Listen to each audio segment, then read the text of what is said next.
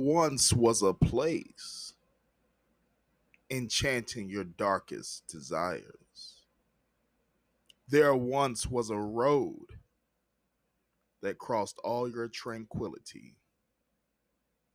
A fight for true love, a fall for timeless lust, secrets of the labyrinth,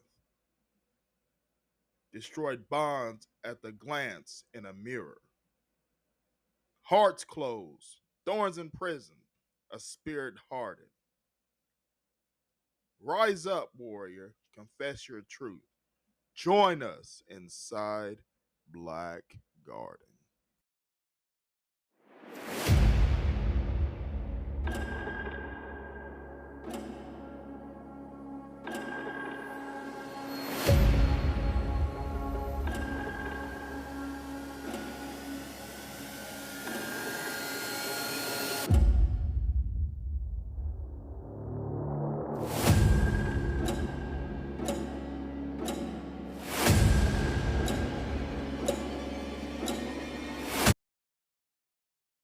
Good afternoon, and welcome to the Create Dominion podcast with your host, Dominion, and welcome to episode 2 of the second season of the Black Garden.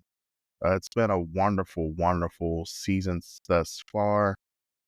Hope you guys checked out season 1. We covered a variety of topics between erotic blueprints, dating, as a young couple, 20 plus years of marriage.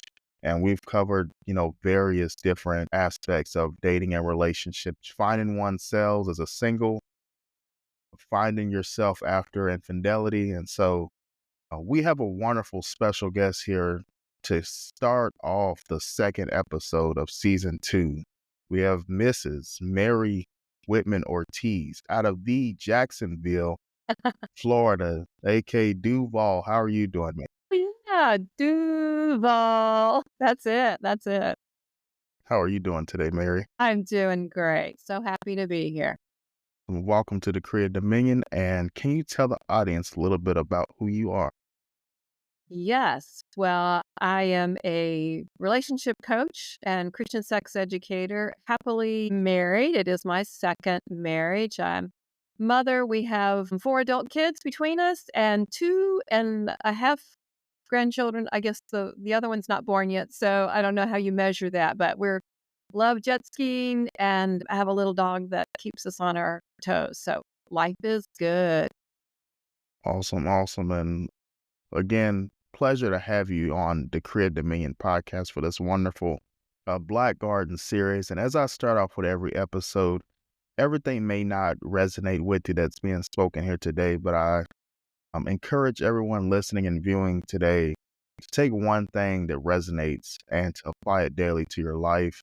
Again, we're going to come from a great topic today, relationships and Christian sex education.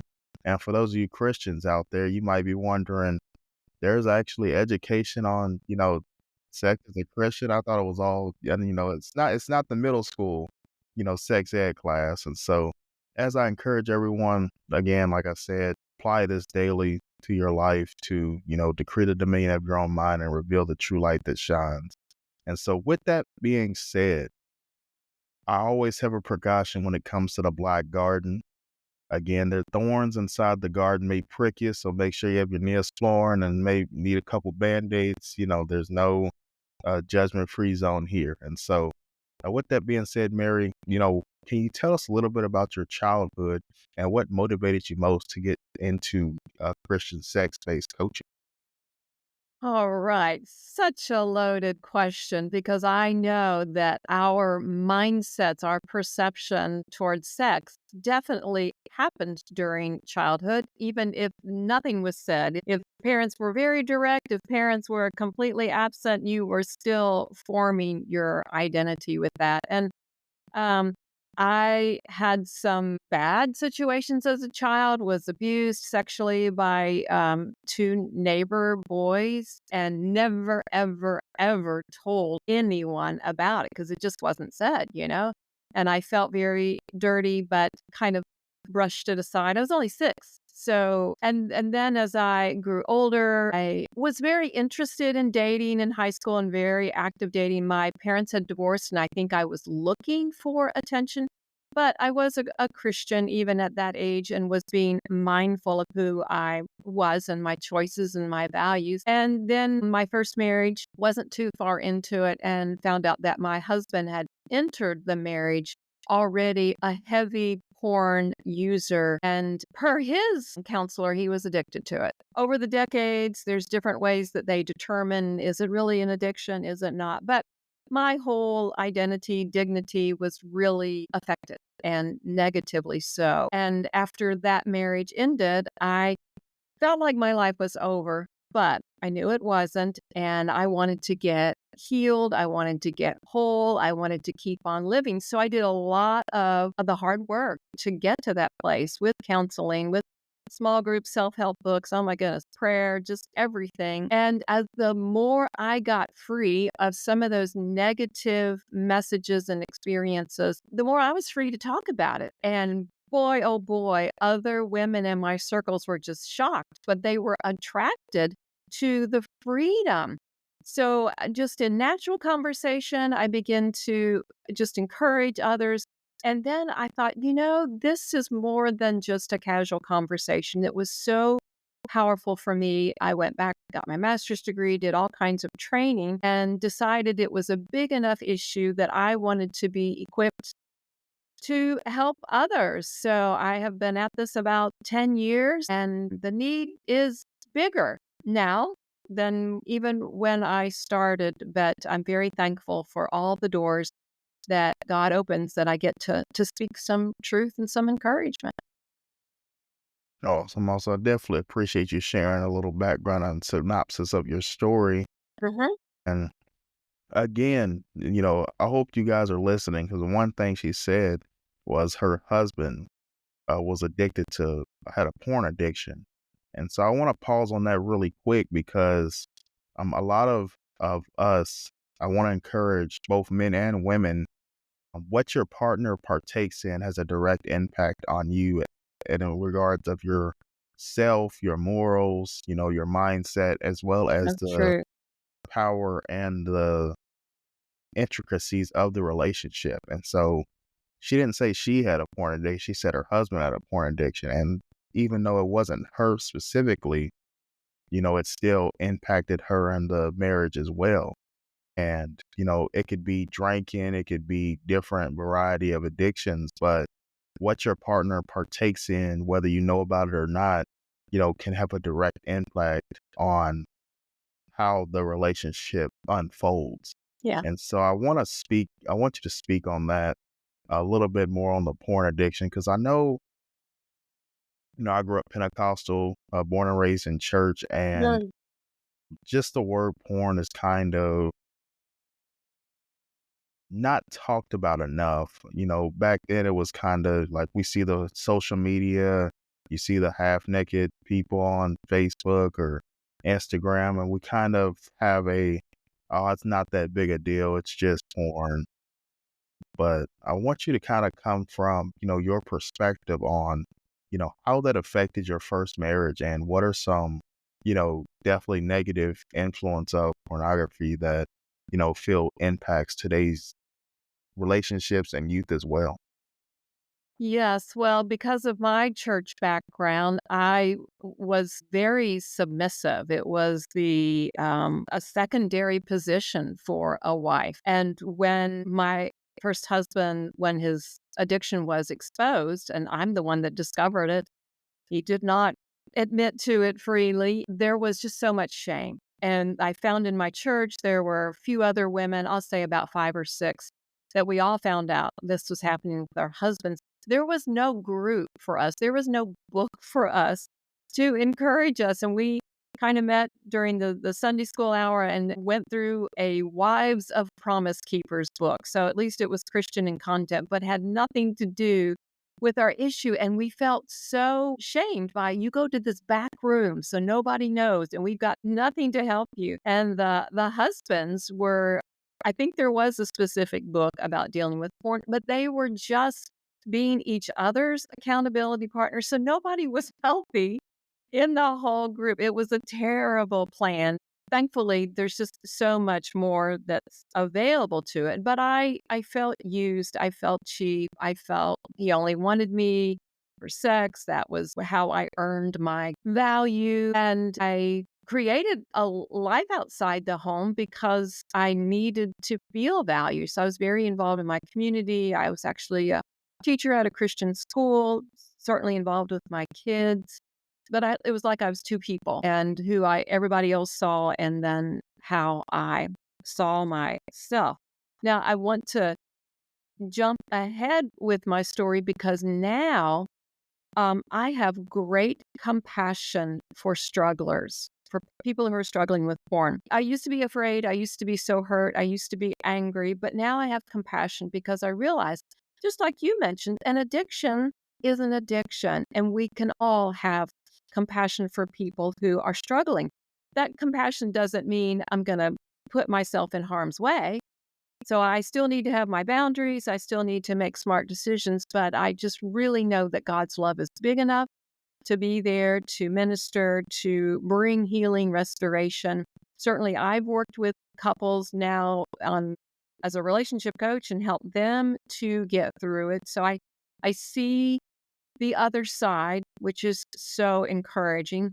And I mentioned earlier that things are worse now. And in regards to porn, one of the ways that things are worse is because, as you said, it's so commonplace. It's just children are being exposed to it, even through video games and things. And the expression, the activities in porn is much more violent. So, and it's typically the woman who is represented as the victim of this violence. And in the porn, it doesn't show that she's in pain. As a matter of fact, it shows that she's even enjoying it, which is just so demeaning. And when a porn user leaves what he's viewing and then goes to his current relationship and tries to act out what he's just seen. And he's going to be surprised because his partner does not enjoy violence. His partner does not want to be hurt. So there's just so many repercussions with how porn is set up now. But as I said, God is bigger, even though the issues are also big. I love that you said that because, like you said, like we're speaking of, just, the commonplace of it is kind of poisoning, especially the youth today. Mm, And I love, I want to say like a verse is it's, perception versus reality, right? When you engage in those activities of watching pornography and then, you see kind of like a fantasy, you know, you get to pick, whatever category you want or whatever fantasy you have in your mind, you get to play it out. And then when you come back to reality with your partner, it's like, your wife, or your partner doesn't want to, get, you know, gagged or, whatever, right, right. harm done, get beat or get whipped or, that's not everybody's cup of tea. So again, you're trying to compartmentalize mentally, what you're viewing, on the websites from, what is actually your current relationship and situation. And so question on that, you know, how would you encourage the youth to, stay steadfast, with the steps ordered in God's word and, how to navigate, how to repent and flee from, the sin of porn? Well, I 100% believe that it takes an outside person to walk with you. And part of that is when you are sharing whatever your struggle is, you're bringing it to the light, you're inviting God's light and truth into the situation. And that first step is enormous, but it begins to dispel the darkness. So it's really important. And who would you even find to walk with you? It can be a person that you trust, that you know has values that you agree with. They don't have to be a professional, but sometimes that is also needed. And to know that you haven't done too much for God to be able to forgive you, because He still wants to redeem and restore and bless you with amazing things in your life. So it's there's many layers to it, and certainly it is your walk with God, trying to be able to hear and receive His love. And then you are also needing to, wow, really step into the relationships that you've impacted. How can you make amends? How can you clean up your mess? How can you let your spouse, your partner, even your kids, your family members, if they've been affected, how do you let them feel safe again, that they can trust you? Because if your behavior has been disruptive in some way, if it's just robbed the security and the peace and the home, you have to know that what you've done has affected them, and to be able to let them grieve the loss of some of the beauty and the health in the home, so that then they can go on and build their lives and not let it limit them. I love everything you said. It's about, again, nobody's perfect, but I love what you said there. I hope you guys were listening.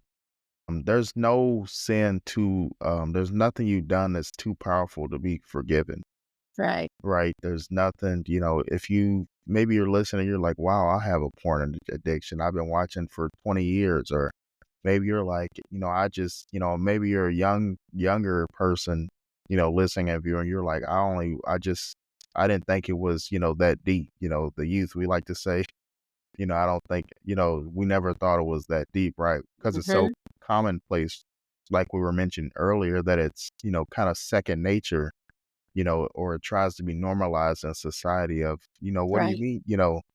It's kind of like, a bullying in a sense of, what do you mean you're, 18 to 25 and you don't watch porn? Like, are you a weirdo? Or, Yeah, I yeah, thought everybody watched porn. And um, it's about, separating yourself and again, finding that, seeking that higher counsel and finding that person that, can be your accountability buddy and, you know, walk with you, help you along your path.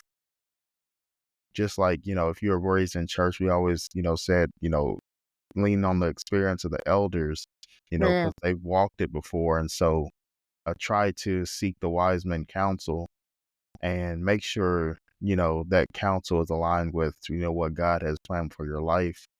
And then that way, you're walking on the right path. for And sure, for sure. so, with that being said, what are some, how would you say porn impacts, marriage in general? And what are some things that you kind of saw early on when you first found out about the addiction that kind of like snowballed into the eventual, separation? Well, I did not enter the marriage with really high self-esteem. So I was used to being minimized and not asked for my opinion and ideas. My childhood home was one of those, don't really express your feelings and don't really tell us your thoughts. So that's what I carried forward.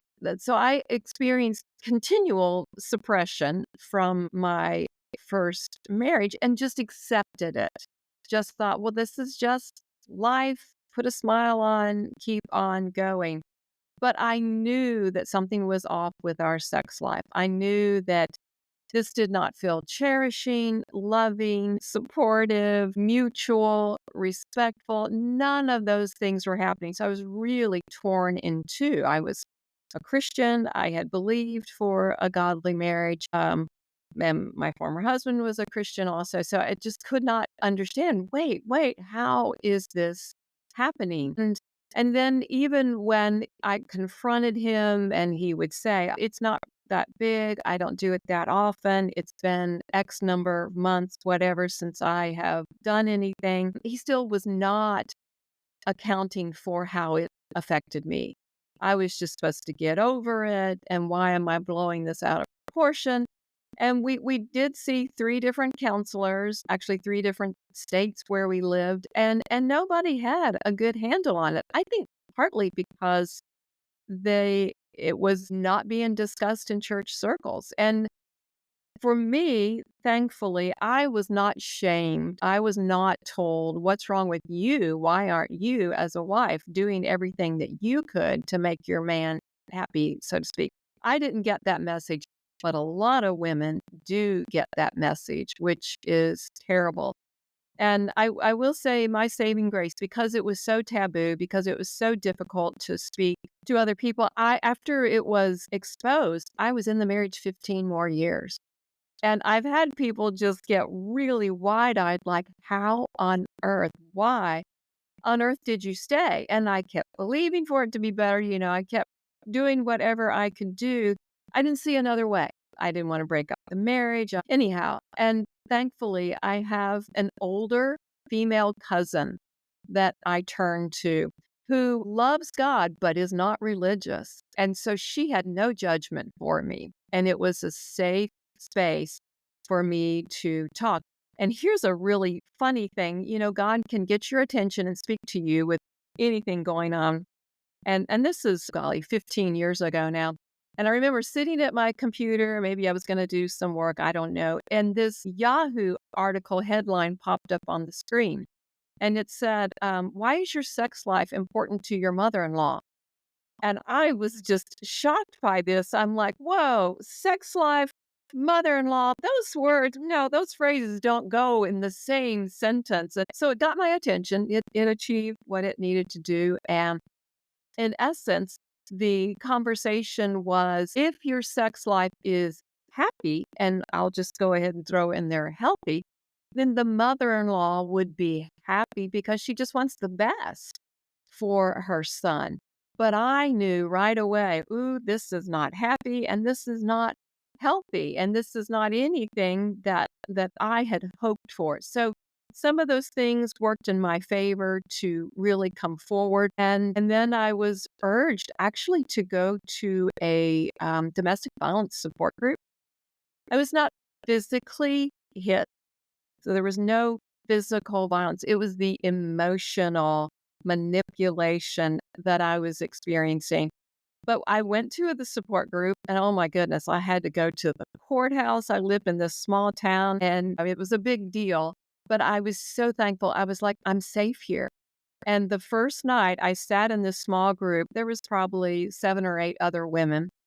And we went around the table and just told our names, something about us. The woman sitting immediately next to me had a broken back. And as soon as she said that, I'm like looking for the door because I'm thinking, I'm not supposed to be here. That's not my situation. What on earth am I doing tonight? And it was 6 weeks before I spoke up. I just was in shock. I was getting a immediate education that what I had been experiencing was awful and not right and not acceptable. And it happens very often that people who have an addiction are also abusive because they have this need that they are meeting with something that's harmful, and it has to escalate it because you can never meet a need with something that's harmful and satisfy it. You have to increase. That's why pornography gets more and more daring because the levels have to be increased. But I knew that I was worthy of completely different attention, and the abuse that I had been experiencing, emotional abuse, was not a place that I wanted to continue. So I had to work really hard to get out of that place physically and mentally, emotionally, spiritually, a complete transformation. So I love that you said that. And again, for those of you listening and viewing, she said she found a support group. And that goes back to what I said, seek higher counsel, don't wallow in self-pity. And again, earlier she said she stayed 15 years after that. And some of you are listening and like, wow, that's a long time. But we don't realize, you know, pride comes before the fall, but it's also, you only know what you know. And So true. so growing up, especially Christians, you don't have kids out of wedlock, you get married, you make it work. You Mm, don't wanna get a divorce, like, God wouldn't want you to get a divorce. You wanna be in a you wanna be, married, stay married, mhm, keep the family together, especially when you have children, keep the kids together.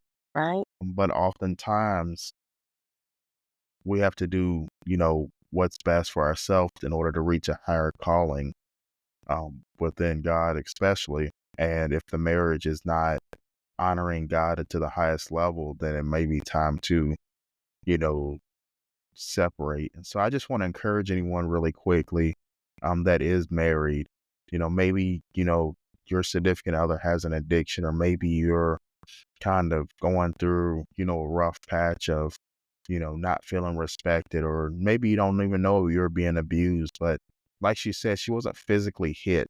Mhm, She wasn't physically punched. And I just want to encourage everyone, your story matters. right. She was, emotional, physical, emotional, mental, and spiritual abuse is real. And it just because you don't get physical scars or physical bruises does not diminish, the impact of, negligent abuse, whether it's gaslighting or, you know, separation of the family. A lot of marriages, the man has most of the family and the woman's coming from a small family. So, all the holidays, they go to the man's side of the family. Be sure that, as you get into marriages, you have, your own support system outside of your significant other, so that, you know, it could be as simple as, hey, I'm going to go with my side of the family. We're going to have a girls' night out, or we're going to get lunch, with the girls, or, me and my cousin, like you said, you had that female cousin, Mhm.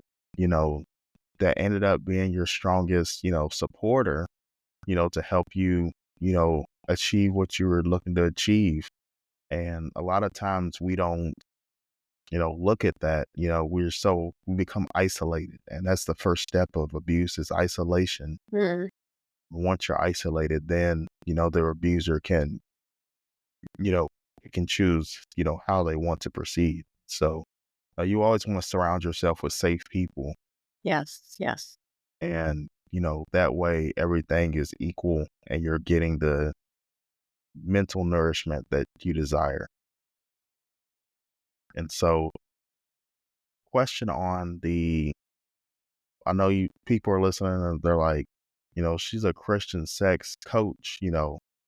What would you say, to a Christian couple? How would you, guide them through, navigating their sex life? Because, a lot of, especially Christians, are like, "Oh, well, is it just like middle school sex ed class?" Or, what exactly does sex in the Christian marriage mean? And, you know, what is it, meant to, honor?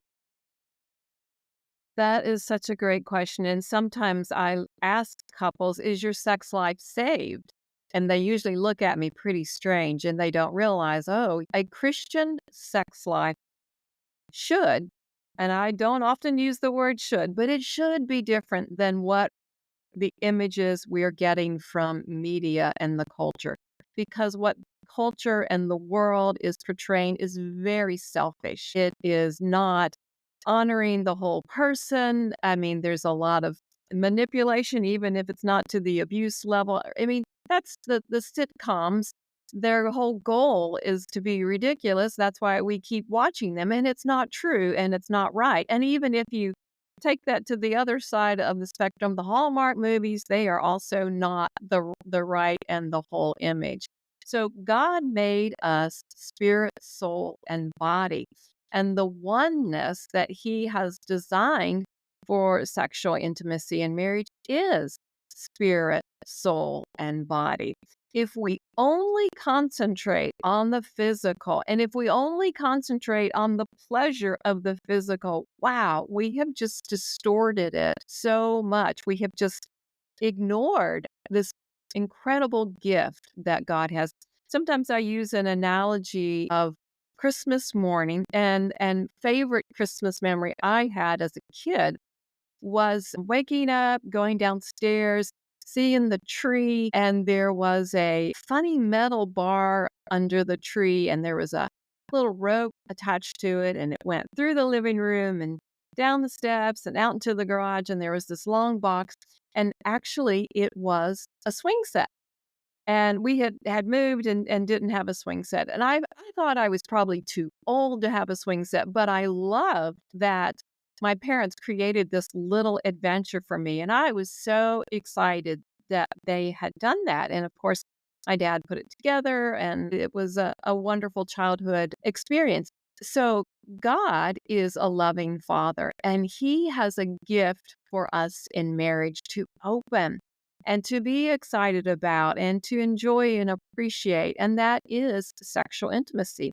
If he guides us to have a safe place to experience it, then we get to experience it in full in marriage. And the church has so many no's, and I agree with some of the no's that the church is saying, but they had basically no yeses. And I'll even talk with Christian couples who are like, we abided by all the no's before we got married, and then we got married, and everything felt strange and awkward, and it was hard to just immediately give ourselves to sex.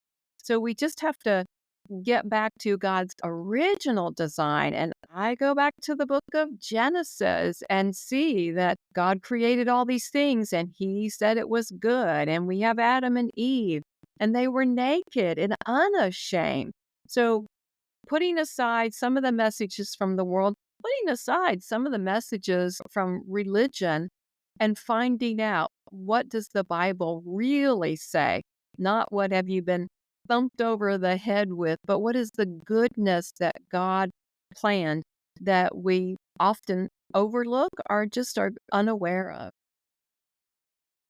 I love that you explained that because, and I hope you guys are listening and viewing. This is, been such an impactful episode so far.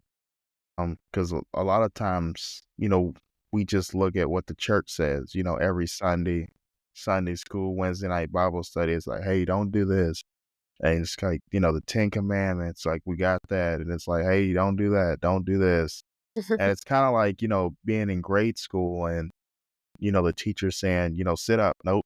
Don't slouch. Don't laugh. Sit up. Um, and I love your explanation on that because again, I feel like a lot of, couples and just, people in general, we just don't understand the full concept of marriage and what it's intended to, portray and uplift. And that is, God's divine, nature. And I love what you said is, not focusing just on the physical and the act, because again, that's where the pornography comes in because you're only focused on, you know, what we see in the movies, whether it's Right. Hallmark, 50 Shades of Grey or, Mhm. all those different, fantasy style movies. And what we have to realize is those are put on display. I used to have a older gentleman when I was about 19, 20 years old at Amazon. He used to say, you have to be careful of TV, which is television, because it's telling lies to your vision. Ooh, that's And, good. and Yeah. so I just remember I was about 20, 21 years old. And, we used to drive the forklift together and he would always say, just be careful what you watch on TV or television, because again, it's telling lies to your vision. And so, just especially as a Christian couple, as you guys are listening and viewing, I hope you're, taking these nuggets and applying them. Hope you're applying them because, we have to learn, these things before we actually get married. We always hear the expression, build your roof before it rains. Well, you know, build your divine, union within God's nature before, it's time to walk across the aisle. And, be sure, I always encourage, be sure, you have conviction in your mind and in your spirit on, what it is you're partaking in. What Mary said earlier, again, she came into the marriage with low self-esteem. And so what we're saying is you don't have to be perfect, but learn from others. If someone's telling you that, you know, that means, as you're looking to get married, maybe you're already married, maybe you're early into your marriage, maybe you're late into your marriage, we could always improve our Mm. relationship with others, especially our spouses. And so utilize that to, I just encourage everyone right now, married or not, just look in the mirror and kind of reflect on, some of the things said thus far today. Look at your marriage, just take a notepad and really ask yourself, is your marriage saved? Are Mm. you Have you, thought about fornication? Have you thought about adultery? Just those different things. You know, is your marriage actually uplifting, God's kingdom? Those are some of the things you have to look at because we always say keeping up with the Joneses, and you don't want to, just keep up with the Joneses. You want to actually, have a sustainable marriage Mm. that again is doing what it's designed to do. And so with that being said, what are some just on, what are some of the best advice that you would give a newlywed couple, if they were to become your client? That is great. Those are younger clients are some of my favorite because they're very eager and don't have as many layers of hurt to get through to be able to try new things. Well, certainly in regards to sex, it starts outside the bedroom. It is the whole way that the husband and the wife connects and engages, all of those types of ways. They say sex starts with breakfast because you want to be building the connection and building that closeness and safety emotionally. If there's no trust, then there's no true intimacy. So trust happens in so many ways, but definitely before sexual intimacy would be an easy thing. And I actually have a list. I call it my daily 10. And they're just single words, but they help to jumpstart and kind of give you a checklist. Are we doing these things? What is working for us? What do we need more of? What are we afraid of? And so I would love to read these 10 items if that's okay now. Yes, go ahead. Okay. So it is listen, laugh, flirt, hug, kiss, encourage, compliment, rejoice, trust, pray. Now, it's ideal if we can do all of those every day. It may not work out like that, but these are just little nuggets to remind us. There are so many times by the time I see couples, they have long since stopped flirting. They're not having fun. They're just not enjoying being together. So we have to cover some ground to get back to that place. But these are simple things. If you know how to listen so someone else feels valued, if you laugh together, if you can make light of a situation. That is so helpful. Flirting. I've been asking some of my group right now, okay, what's your go to flirt? Or is it words? Is it actions? Certainly, we want to hug, and these can be hugs that are providing security and nurturing, as well as hugs that can be leading towards passion. I deal with a lot of couples. I'm getting on to the next one, which is kiss. Couples that are telling me our marriage is basically sexless at this point. And so prioritizing kissing more than just the peck on the cheek as you're saying goodbye, encouragement and compliments, we all benefit from that. And it takes a little bit of observation on your spouse, who they are as a person and what's happening in their life right now to really speak into them, to rejoice together, to celebrate something good that's happening where this stirs up gratitude. It really does a lot for the longevity, the security of the relationship. Trust is the next one, and I mentioned that earlier. Finding ways to share what I need. I need to be heard. I need to feel valued. That's a really deep place, a vulnerable place. So that's helpful. And then pray.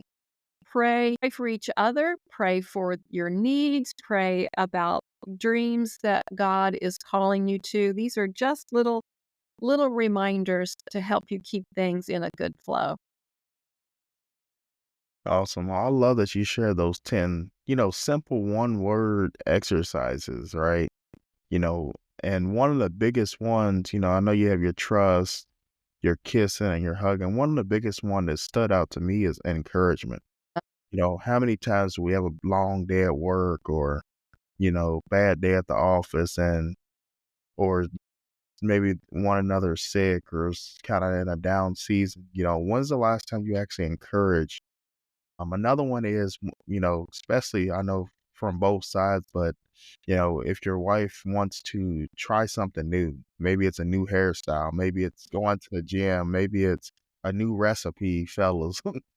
When's the last time you actually encouraged your wife to step out of her comfort zone and Mhm. vice versa? Maybe it's trying, a new recipe or maybe it's a new career path. Maybe it's like something bigger like that. When's the last time you actually look in the mirror and decipher? When's the last time you actually encouraged each other? And another one that really stood out to me is also the hugging. You know, a lot of times, we all know the kissing, but, when's the last time you actually saw your wife or your spouse just, in the kitchen, cooking or something like that? When's the last time you just gave them a big hug, said, I appreciate everything you do, or, I love you, just little things like that. And again, it's those 10 things. And I encourage you, you're not going to hit, like she said, like Mary said, you're not going to hit all 10 every single day, but can you pick 2 to 3 of them that you can get consistent at That's good. and actually, say, hey, the rest of this month, these are the 2 to 3 areas I need to get better at. I'm going to encourage, pray, and I'm going to hug my wife every day, hug my spouse every day. And I'm going to do it for 30 days straight until it becomes a habit. And then you move on to 2 to 3 of the next ones. And then before you have it, you'll have all 10. I like that. Yeah, that's a great plan. And then so I encourage everyone to, again, like I said, self assess and, take those nuggets and apply it to your marriage, because, every marriage is not perfect. Everybody's not doing all the 10, 24/7, 365. And so we all can get better, within our relationships. And so with that being said, one question that came in, what is your greatest success story for one of the couples that you've coached thus far? I know exactly where to start with that. It was actually a couple at my church, and, I could tell that I was teaching a class at church and it got their interest, what actually got the wife's interest, and the husband did not seem very interested. And she actually contacted me and said, "Can I meet with you privately?" And we began coaching together. She wasn't even ready to bring her husband in yet. And oh, they talked about separating, and she was hurt. She was upset. There were many, many, many issues. It was the second marriage. And she asked him to move out because she knew things needed to radically change. And I was just holding my breath. I backed her. I didn't suggest it, but I backed her because I knew that at that moment, it's what needed to happen. And that got his attention. And it doesn't work this way for everyone. But then for several months, I met with them separately. And he was a broken man, and he was so sorry that he had not been more attentive, and he was changing. He was changing. It was miraculous because I could just see his hunger to grow as a person, to step into that role as a leader in the family. So they were both getting stronger separately. And then it was time for them to work together. And that was another layer because I'm doing great by myself, but oh, bring him or her back into the situation and I just lose everything.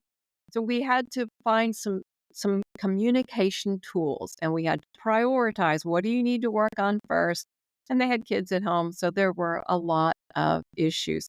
But by the time we wrapped up, it was so beautiful. They had planned a couples cruise to go away together, and they had planned a family cruise at a different time. So I just felt like they were strong and not perfect, but they had learned enough, they had gotten enough healing, and they were putting things into practice. So it just kind of gives me goosebumps. And I know if God can do it for them, then God can do it for any couple that does their part of the work. Awesome, awesome. I love that you said that. Again, the last part of that, I love what you said is because, faith without works is dead. Mm. And so I love that you said, if you're willing and to put in the work, God can make miracles for you too. And so I want to encourage all the couples out there that are listening and viewing, you know, as long as you have the faith, but also put in the work, your situation can change for the better. And so, like I said, it's been a wonderful episode thus far. I'm here today. What, as a coach and as a woman of God, have you learned the most in your journey? And what are some last minute, tips, motivation that you could give the audience? And then also tell the audience, where they could find you as well. I think the biggest part of my personal transformation is also the biggest part of what I encourage. When you can see yourself the way God sees you, through his eyes of love, with acceptance and with so many wonderful plans for your future. It's all good when you can leave the shame and leave the lies and make a choice. I'm going to believe what God says instead of all these other things that have been negative and hurtful. That is just the deepest transformation. You have to remind yourself. I tell people it's like if you're going on a diet and you have to get the chips and the cookies and the Cokes, out of the house and then have the healthy. We're going to get some fruit and some veggies and other things there. You have to get rid of the junk, have a fresh supply of healthy so that when you get hungry or hangry, you have something good to choose. So life will happen every day. But if you have those good things, whether it's personal Bible verses or promises that encourage you, things that you build gratitude over, those are healthy things to strengthen you in the moment so that you're not making a poor choice or the type of choice that you would have made in the past. And you can continue to just believe, okay, God, I know you've got me. I know you're going before me. You've made a plan for my life. I can trust you. I just run to you now with complete expectancy that you are working on my behalf, and you begin to build yourself up and change right before your eyes. Awesome, awesome. I love that I love everything you said. Again, as long as you have faith, put in the work, believe, that God can change and work miracles. And I love what you said about believing how God views you because, God is perfect. He created the world and he created everything and he knows your story before you even know your next step. And so again, ask God to order his steps in your word and his word, order your steps in his word. And like I said, it's been a wonderful episode too. Again, I encourage everyone as a homework assignment for all the viewers and listeners here today. You know, if you're married again, or if you're in a relationship, assess your relationship. If you're married, assess your marriage and, determine if it's, honoring God and working toward to his higher purpose. And if you're yet to be in a relationship, start, preparing to be the husband or wife you want to be prior to meeting that person so that when you guys meet, that you'll already be in alignment within yourself. Because again, it all ends and begins with you. And then once you have yourself together, then you can be united within Christ. With that being said, can you tell the audience a little bit about where to find you and your social medias? Absolutely. So my website is limitlessintimacy.com. And that is because it's God's source for intimacy, for love, for connection, for closeness. That's how I came up with that name, limitlessintimacy.com. And I'm also on that on social media. And then my name, Mary Whitman Ortiz. They can find me that way too. Awesome, awesome. And again, appreciate everyone joining us inside the Black Garden. I hope you didn't get nicked by any thorns. If you do, go ahead and spray that peroxide on you and go ahead and put that Band-Aid on and go on about your day. This has been episode 2 with Mary Whitman Ortiz and Dominion.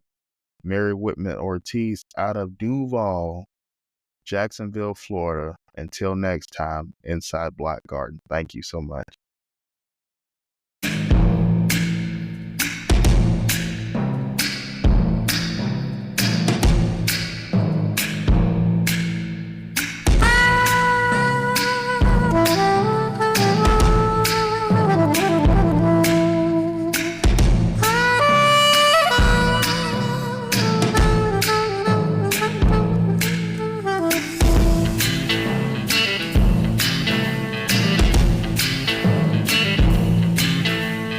Thank you for tuning in to Decree of Dominion.